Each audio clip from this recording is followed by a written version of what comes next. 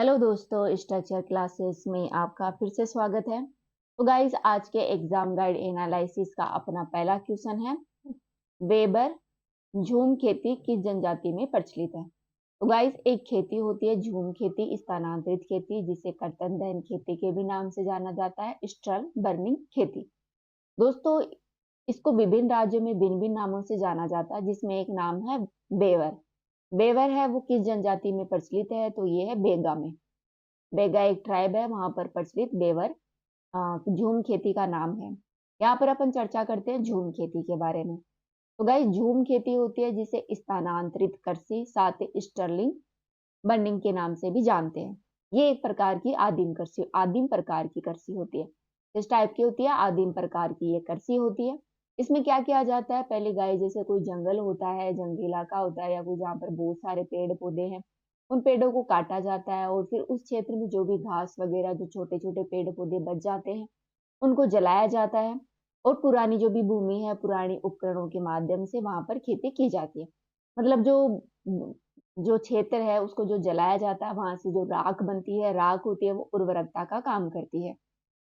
इसी उर्वरकता के रूप में जो खेती है वो की जाती है, जहाँ पर मुख्य रूप से पुराने उपकरण है। कृषि में पुराने उपकरणों का इसमें मुख्य रूप से प्रयोग किया जाता है। ठीक है दोस्तों, ये खेती है वो हमेशा एक ही स्थान पर नहीं की जाती, हमेशा चेंज होती रहती है। क्या होता है कि 3 से 4 वर्ष तक या 2 से 3 वर्ष तक एक क्षेत्र पर खेती की जाती है स्थानांतरित कृषि में।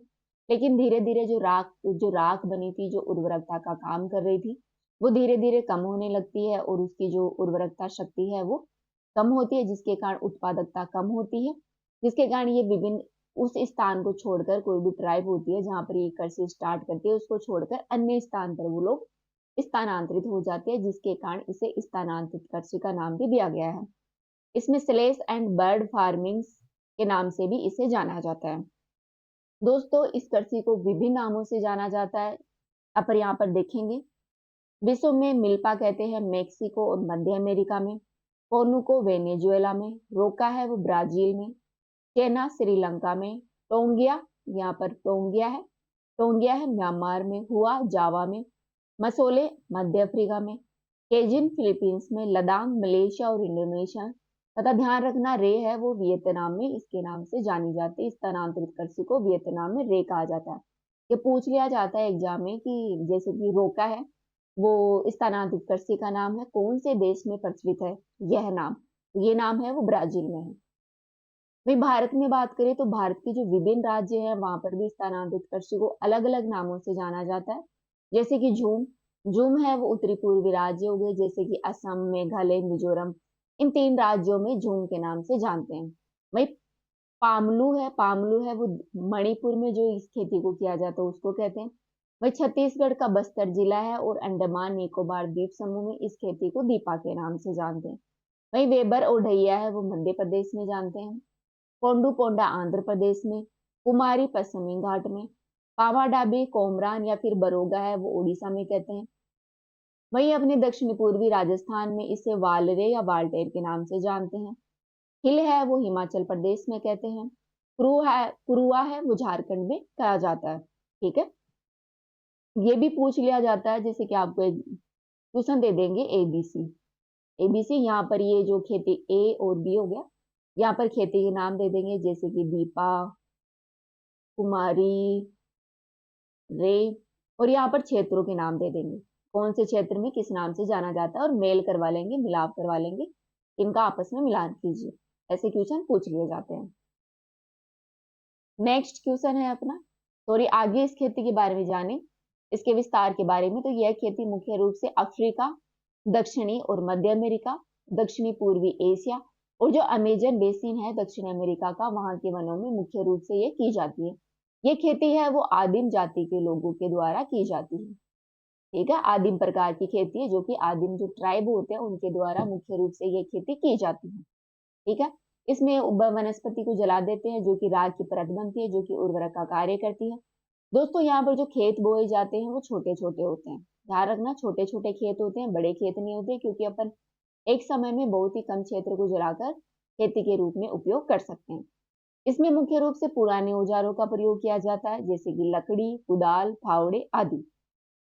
यहाँ पर जो खेती की जाती है उनमें मुख्य फसल है मक्का, रतालू, आलू और कसावा। दोस्तों 3 से 5 वर्षों के दौरान भूमि का उपजाऊपन खत्म हो जाता है, जिससे ये अन्य क्षेत्रों पर स्थानांतरित होते हैं। इस कृषि की सबसे बड़ी समस्या के बारे में बात करें तो इससे क्या होता है कि भूमि की जो उर्वरा क्षमता है वो कम हो जाती है, कम होती है, जिसके कारण झूम चक्र है वो चलता रहता है और वनस्पति नष्ट होती रहती है। राइट। अगला क्वेश्चन है अपना, वारंगल स्थित प्रसिद्ध रुद्रेश्वर मंदिर का निर्माण किस शासक ने करवाया था? तो दोस्तों वारंगल में एक मंदिर है रुद्रेश्वर मंदिर। रुद्रेश्वर मंदिर, इसका निर्माण है वो रुद्रदेव ने करवाया था। रुद्रेश्वर मंदिर का नाम है वो रुद्रदेव के नाम पर ही पड़ा है, इसके संस्थापक के नाम पर ही। अगला क्वेश्चन है अपना, सन 1938 में भारतीय राष्ट्रीय कांग्रेस के अध्यक्ष निर्वाचित हुए थे। दोस्तों 1938 में भारतीय राष्ट्रीय कांग्रेस के जो अध्यक्ष बने थे वो बहुत ही ज्यादा न्यूज में थे। क्यों थे? क्योंकि इस दौरान त्रिपुरी संकट उत्पन्न हुआ था। तो इस दौरान जो अध्यक्ष बने थे वो बने थे अपने सुभाष चंद्र बोस। ठीक है, जो अपने पटारबी सितार मैया है इनको हराकर ये अध्यक्ष चुने गए थे। ठीक है, तो जो कांग्रेस का अध्यक्ष बने थे 1938 से 1939 का जो 2 साल का कांग्रेस के अध्यक्ष थे वो सुभाष चंद्र बोस बने थे। त्रिपुरी संकट के कारण इन्होंने इस्तीफा दे दिया था और वो जो अपना जो सैन्य अभ्यास था उसमें चला गया था। ठीक है, अपन देखते हैं त्रिपुरी संकट के बारे में, आखिरकार त्रिपुरी संकट है क्या, ये कैसे क्या कुछ हुआ, इसके बारे में अपन चर्चा करते हैं।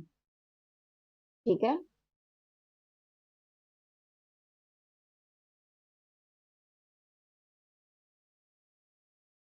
नेक्स्ट क्वेश्चन है अपना, अफ्रीका के पूर्वी तट पर तंजानिया के पास समुद्र में कौन सा द्वीप स्थित है? तो गाइस अफ्रीका का जो पूर्वी तट है वहां के तंजानिया के पास समुद्र में एक जिंजीबार नामक द्वीप स्थित है। अगला क्वेश्चन है, निम्नलिखित में से खुदाबख्श ओरिएंटल पब्लिक लाइब्रेरी कहाँ स्थित है? तो दोस्तों यह लाइब्रेरी है वो अपने पटना में लोकेटेड है। राइट। गाइस इस वीडियो में इतना ही, नेक्स्ट वीडियो में फिर मिलते हैं। अभी के लिए थैंक यू।